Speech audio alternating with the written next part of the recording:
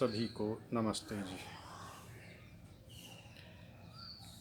आज संध्या के विषय में चर्चा करेंगे, विचार करेंगे। यह संध्या क्या है और संध्या की हमारे जीवन में क्या उपयोगिता है, क्या महत्व है, इस विषय पर चर्चा करेंगे। संध्या का अर्थ होता है योग, संध्या का अर्थ होता है जोड़ना, संध्या का अर्थ होता है मेल। यहाँ पर हमारा तात्पर्य आत्मा का परमात्मा के साथ मेल करना है। तो संध्या आत्मा का परमात्मा के साथ जोड़ने का एक साधन है, एक सेतु है। इस सेतु के द्वारा आत्मा को परमात्मा के द्वारा जोड़ा जाता है, उस ईश्वर के साथ जोड़ा जाता है, परमात्मा के साथ ध्यान किया जाता है। महर्षि दयानंद सरस्वती जी ने संध्या की बड़ी सुंदर, संक्षिप्त, सरल परिभाषा दी है। ऋषि दयानंद लिखते हैं, संध्यायन्ति संध्यायते वा परब्रह्म यस्याम सा संध्या, अर्थात जिससे परमेश्वर का भली भांति ध्यान किया जाता है उसे संध्या कहते हैं। यह हमारे पूर्वजों की, हमारे ऋषियों की, हमारे महापुरुषों की एक महान परंपरा थी। इस संध्या को ब्रह्म यज्ञ के नाम से भी हम जानते हैं। हमारे दैनिक जीवन में जो पंच महायज्ञ ऋषियों ने बताए हैं, दैनिक जीवन का उत्थान करने के लिए, इस जीवन का आनंद प्राप्त करने के लिए महर्षियों ने, हमारे ऋषि मुनियों ने पंच महायज्ञ बताएं। उसमें सर्वप्रथम ब्रह्म यज्ञ आता है। इसी संध्या को हम ब्रह्म यज्ञ के नाम से भी जानते हैं। हमारे सभी महान पुरुष, श्री राम, श्री कृष्ण, परशुराम, मनु महाराज, जितने भी हमारे ऋषि हुए हैं, पाणिनि, कणाद, पतंजलि, जैमिनी, गौतम, कपिल, सभी परमपिता परमात्मा की संध्या किया करते थे। यह संध्या दो कालों में की जाती है, प्रातःकाल एवं सायंकाल। प्रातःकाल में जब दिन और रात के मिलने का समय होता है, वहाँ पर भी संध्या योग होता है, और सायंकाल में जब दिन और रात के मिलने का समय होता है, वहाँ पर भी संध्या योग होता है। इसी काल में बैठ करके हम परमपिता परमात्मा का सम्यक पूर्वक अच्छे प्रकार से ध्यान करते हैं। इस संध्या को हम तीन भागों में विभाजित करते हैं। सर्वप्रथम शारीरिक, अर्थात जब हमें संध्या करनी है तो स्नान आदि से शरीर को स्वच्छ, निर्मल, पवित्र करके एक स्वच्छ आसन पर बैठ जाते हैं, और बैठ करके कमर, गर्दन और हमारी पीठ की हड्डी बिल्कुल सीधी हो, और सीधे बैठ करके परमपिता परमात्मा का ध्यान करते हैं। यह हमारी शारीरिक प्रक्रिया पूर्ण हुई। इसके बाद वाचिक, जो हम मंत्र का उच्चारण करते हैं, वह हमें मंत्र कंठस्थ हो, वह उस मंत्र को हम शुद्ध शुद्ध बोल पाएँ। और तीसरा मानसिक, अर्थात जो जो हम मंत्र का उच्चारण कर रहे हैं, उस मंत्र का अर्थ विधिवत हमको मालूम हो, हमें पता हो।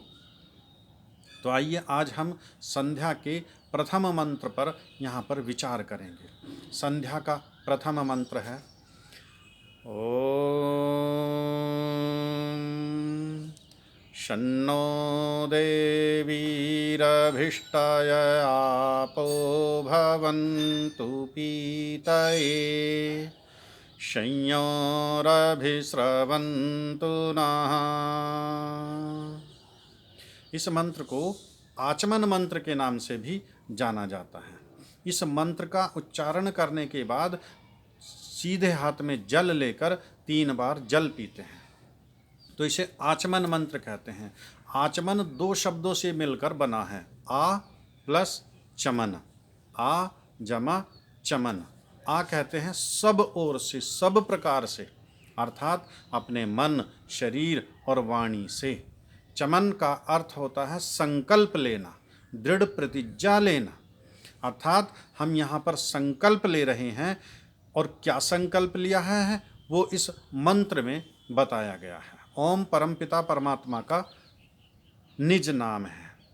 इसका अर्थ है सर्वरक्षक, सबकी रक्षा करने वाला, अर्थात वह परमपिता परमात्मा सबकी रक्षा करने वाला है। शम अर्थात हम पर, न हम पर, शम अर्थात कल्याणकारी, वह ईश्वर हमारे लिए कल्याणकारी हो। ना मीन्स हम पर। देवी, देवी परमात्मा का नाम है।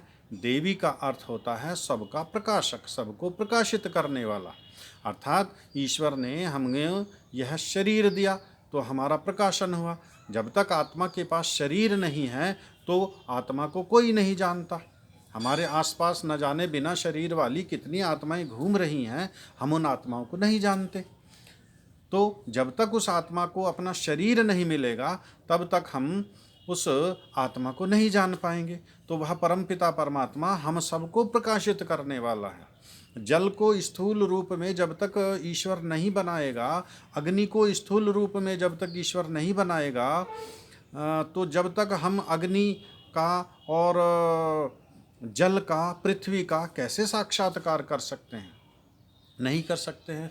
तो इन सब को स्थूल रूप में करके हम सबको दृश्यमान जगत दिखलाने के रूप लिए, इसलिए परमात्मा को कहते हैं कि वह देवी है, अर्थात सबका प्रकाशन करने वाला है, सबको प्रकाशित करने वाला है।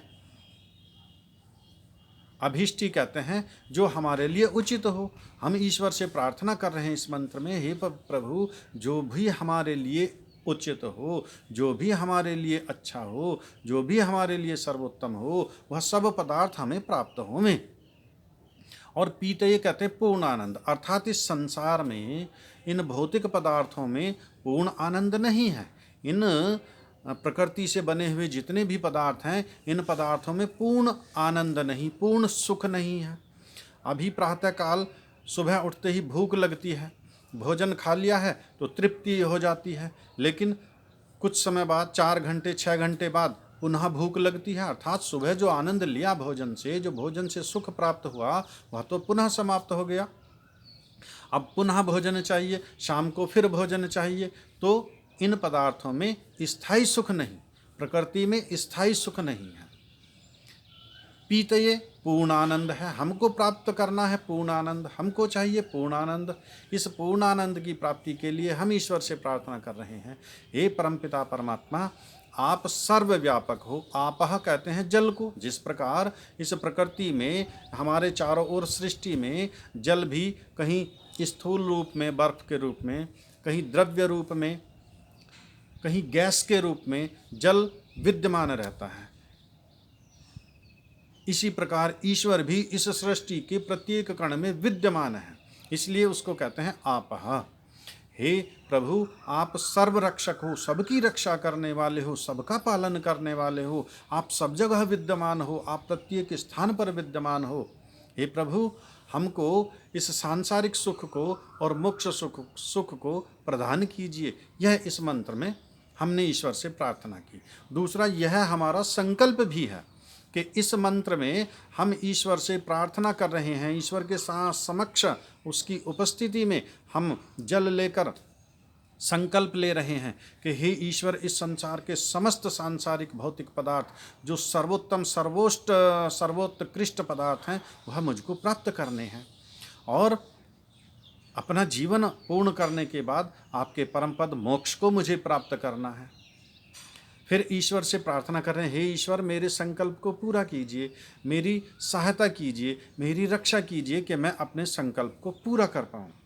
तो ईश्वर अवश्य हमारी सहायता करता है, वह दयालु है, वह कृपालु है, तो वह हमारी सहायता करता है। किस प्रकार करता है ये अगले मंत्र में बताया जाता है। तो कल हम दूसरे मंत्र पर विचार करेंगे कि ईश्वर हमारे संकल्प को, इस संसार के समस्त भौतिक पदार्थों को, संसार के सर्वोत्तम सर्वोत्कृष्ट पदार्थों को प्राप्त करने में और मोक्ष पद को प्राप्त करने में वह ईश्वर हमारी किस प्रकार सहायता करता है, यह हम कल के मंत्र में बताएंगे। आप सभी का बहुत बहुत धन्यवाद। सभी को नमस्ते।